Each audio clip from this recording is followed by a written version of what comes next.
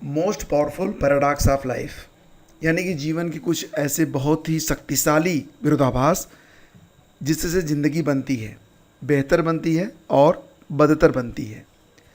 तो यहाँ पर बात करेंगे 10 महत्वपूर्ण मनोवैज्ञानिक सत्य के बारे में। कुछ फैक्ट यहाँ पर लिखे भी गए हैं। To gain peace we need war, यानी कि शांति के लिए युद्ध की आवश्यकता होती है। शांति और युद्ध दोनों ही परस्पर विरोधाभासी शब्द हैं, लेकिन अगर आप खुद को मजबूत साबित नहीं करते हैं तो दूसरा आपको शांति से रहने नहीं देगा। यानी कि जीवन में एक लड़ाई तो आपको लड़नी पड़ेगी ताकि आपको दूसरा परेशान करने की हिम्मत ना करे। अपने आप को शक्तिशाली आपको साबित करना ही होगा।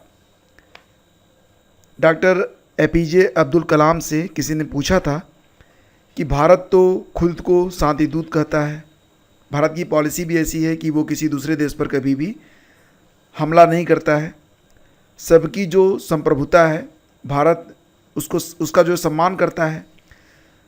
तो आखिर भारत ये जो युद्धक सामग्रियां हैं, मिसाइल और भी जो बाकी चीज़ें हैं, वो क्यों कलेक्ट कर रहा है?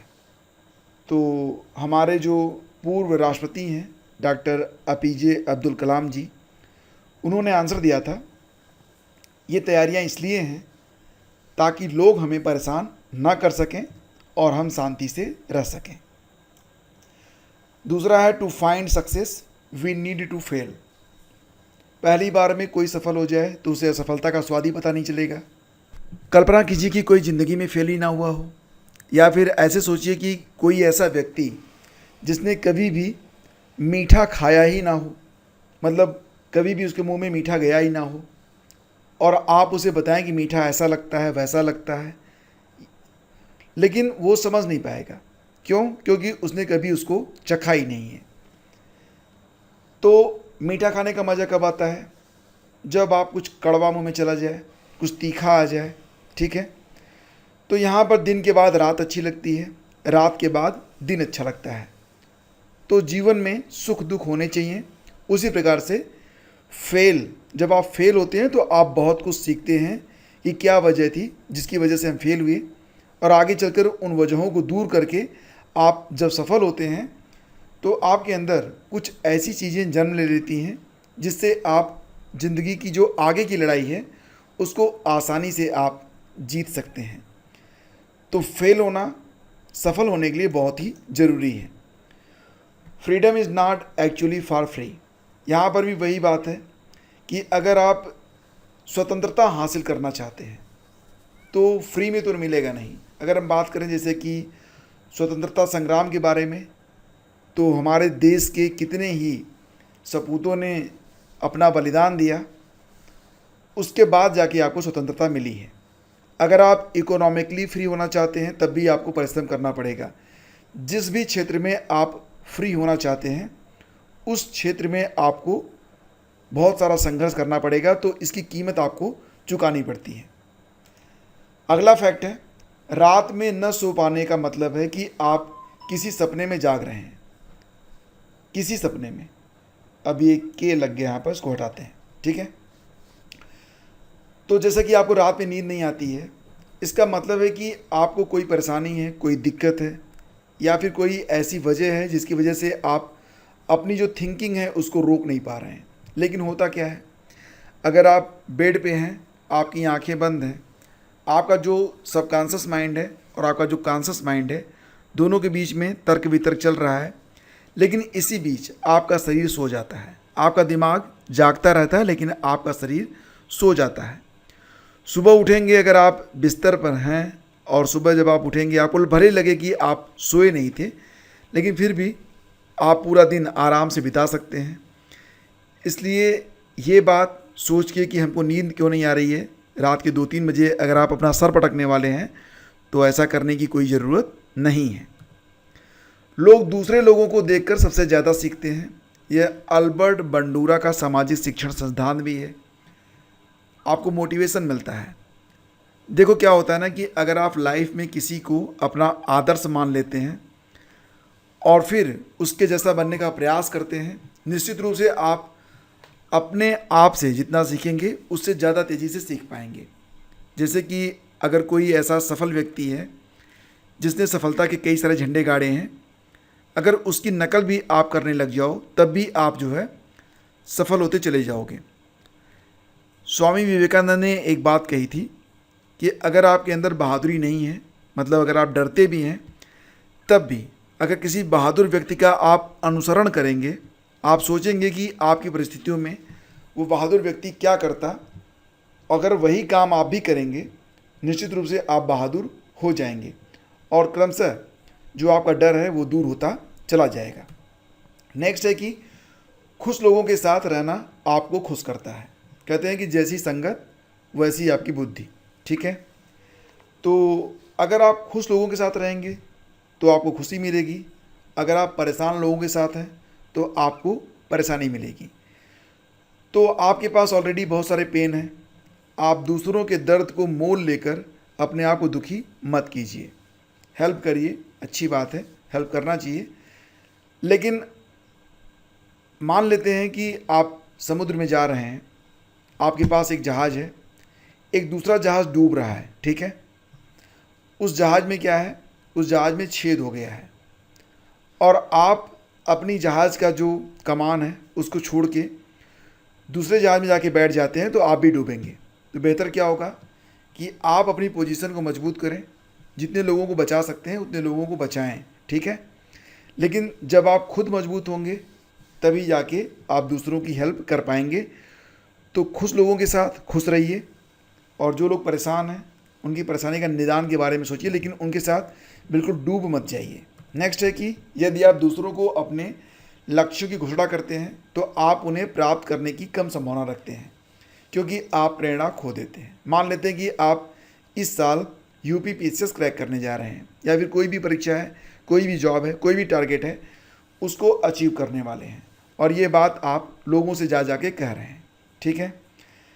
क्या होता है कि आपके अंदर जो एक आग लगी है ना, वो कह देने से बुझ जाती है। ये एक मनोवैज्ञानिक सत्य है। तो जो कुछ करना है आपको, उसे तब तक लोगों से मत कहिए जब तक कि आप उसे हासिल नहीं कर लेते हैं। दूसरी बात, जैसे ही आप जाकर बताएंगे किसी से कि इस साल तो मैं पीसीएस क्रैक करने वाला हूँ, दूसरा व्यक्ति आपको क्या लगता है वो खुश होगा? बिल्कुल खुश नहीं होगा। आपके फैमिली को छोड़कर कोई भी व्यक्ति खुश नहीं होगा। 3 इडियट मूवी आपने देखी होगी, उसमें एक डायलॉग है कि दोस्त फेल हो जाए तो दुख होता है और टॉप कर जाए तो बहुत दुख होता है। बिल्कुल सही बात है। तो आपके जो भी टारगेट हैं उसे अपने तक रखिए और जब तक उसे आप अचीव नहीं कर लेते हैं तब तक उसकी घोषणा कहीं पर मत कीजिए। आप क्या कर रहे हैं और कैसे करने वाले हैं और जो आपकी रणनीति है उसको कॉन्फिडेंशियल रखिए, ठीक है। अपने दुश्मन को गलत दिशा में भेजिए ताकि उसको समझ में ना आए कि आप करने क्या वाले हैं।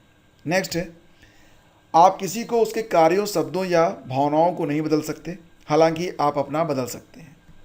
कोई व्यक्ति आपसे ईर्ष्या करता है, गाली गलौज करता है, बहुत ही क्रोधी स्वभाव का है, उसकी जो प्रतिक्रियाएं हैं वो अच्छी नहीं हैं, बहुत चिल्लाता है, बहुत ही शोरगुल करता है, ठीक है। आप उसको समझा के क्या बदल सकते हैं क्या? अभी तक तो कोई बदल नहीं पाया और आप भी उसे बदल नहीं सकते हैं। तो उसके दर्द में खुद को दुखी मत कीजिए। बेहतर होगा कि आप अपना रास्ता बदलिए, उस व्यक्ति से दूरी बनाइए, अपने रास्ते अलग करिए, उन चीज़ों को अलग कर लीजिए जो आपको और उसको एक करते हैं। बिल्कुल अलग हो जाइए और आप सुखी रहेंगे। उसके नेचर को बदलने का प्रयास मत करें। याद रखिए कि सिग्नेचर और नेचर ये लाइफ में कभी भी बदलते नहीं हैं। हाँ, वो अलग बात है कि ईश्वर चाहे तो कुछ भी हो सकता है, लेकिन आप और हम तो नहीं कर सकते। तनाव मुख्य और सबसे आम मनोवैज्ञानिक कारक है जो पुरानी बीमारियों का कारण बन सकता है।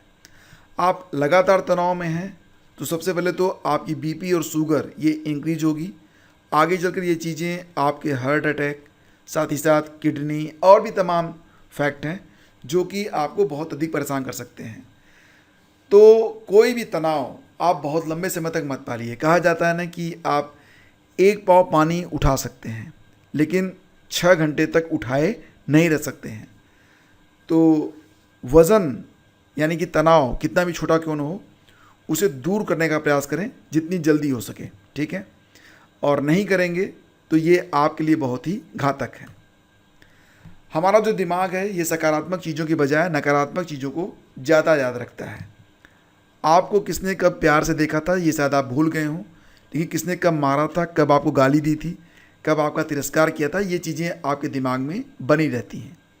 ये चीज़ें पॉजिटिव भी हो सकती हैं, नेगेटिव भी हो सकती हैं। आपको इसे पॉजिटिव वे में लेना है। आपका अपमान किस वजह से हुआ, उस अपमान के कारण को दूर करिए। अगर कोई आपको गरीब समझकर, कोई आपको मंदबुद्धि समझकर, कोई आपको बेरोजगार समझकर अगर आपका अपमान किया है, उसके मुंह पर तमाचा मारिए, डायरेक्टली नहीं, मतलब इतने बड़े बन जाइए कि वो व्यक्ति खुद ही एक दिन आपके सामने हाथ जोड़कर खड़ा हो जाए। और अगर आप हमेशा किसी के बारे में सोचते हैं तो कभी कभी वे आपके दिमाग में अचानक से आ जाते हैं, तो वे आपको याद करते हैं और आप भी उनके दिमाग में हैं। मतलब ये है कि दोस्त हो या फिर दुश्मन हो, अगर आप उसके बारे में लगातार सोचते रहेंगे तो कुछ सिग्नल्स निकलते हैं, ठीक है, वो उस तक पहुंचते हैं और फिर कभी कभी वो व्यक्ति भी आपके बारे में। अच्छा, एक बात और आपको बता दें कि जिस प्रकार की भावना जिसके लिए आपके मन में रहती है, उसी प्रकार की भावनाएं सामने वाले व्यक्ति के मन में आपके लिए भी स्वतः ही डेवलप हो जाती हैं। ओशो ने इसे विचार का स्वर्ण सूत्र कहा है। एक प्रैक्टिकल किया था ओशो ने। उन्होंने क्या किया था कि समुद्र के बहुत नीचे ले जाकर बिल्ली के एक बच्चे को परेशान किया, और ऊपर जब बिल्ली के लिए उसकी धड़कनें और उसकी परेशानी का लेवल मापा गया तो वो परेशान दिखी, और जब बिल्ली के बच्चे को नीचे ले जाके उसे खिलाया पिलाया गया तो बिल्ली को अच्छा लगा। मतलब कोई ना कोई चीज़ होती है जो दो लोगों को कनेक्ट करती है, जो एक दूसरे से जुड़े रहते हैं। और अगर आप किसी चीज़ के बारे में सोच रहे हैं, निश्चित रूप से वो चीज़ भी आपकी तरफ अट्रैक्ट होती है। वो कहते हैं ना कि जब आप किसी चीज़ के बारे में सोचते हैं तो वो चीज़ आपके पास आने लगती है, और अगर आप नफ़रत करते हैं तो वो चीज़ आपसे दूर रहने लगती है। बेहतर होगा कि अगर आप चाहते हैं कि जो चीज़ें आपके जीवन में ना घटें, उसके बारे में सोचना ही बंद कर दीजिए। यदि आपको प्रेरित होने की आवश्यकता है तो स्नान करें, स्वच्छ रहें, अच्छे कपड़े पहनें। निश्चित रूप से आपकी जो उत्पादकता है वो बढ़ जाएगी। यानी कि अपने आप को मेंटेन रखें, ठीक है, अच्छे कपड़े पहनें, अच्छे विचार रखें, लेकिन उसके पहले खुद को तैयार करें। इसीलिए कहा गया है कि सुबह सुबह आपको स्नान कर लेना चाहिए, नाश्ता कर लेना चाहिए, साफ़ सुथरे कपड़े पहनना चाहिए। इससे आपके अंदर एक एनर्जी आ जाती है और फिर पूरा दिन आपका अच्छा बीतता है। ये लास्ट होगा कि जो लोग दूसरों की मदद करने और सलाह देने की प्रवृत्ति रखते हैं वे आम तौर पर वही होते हैं जिन्हें खुद समस्या होती है। इसका मतलब क्या है? देखो, कहते हैं ना कि खग जाने खगही की भाषा। जो व्यक्ति दर्द से गुजरा है वही दूसरे के दर्द को समझ सकता है, और सलाह तो आप तभी दे पाएंगे जब आप खुद उस समस्या से गुजरे होंगे। यानी कि जब व्यक्ति दुखी होता है, परेशान होता है, और उससे जो कुछ लेसन वो सीखता है वही वो दूसरों को शेयर करता है। जिसको कुछ पता ही नहीं है वो शेयर क्या करेगा? तो ये कुछ बहुत ही इंपॉर्टेंट पैराडॉक्सेस हैं। निश्चित रूप से इससे आपको अपने लाइफ को बेटर करने में हेल्प मिलेगी। अगर आप चाहते हैं कि भविष्य में ऐसे वीडियोज़ आपको और मिलते रहें तो नीचे लाइक का बटन दिख रहा है ना, उसको दबा दीजिए। चैनल पर पहली बार हैं तो सब्सक्राइब कर लीजिए। Thank you.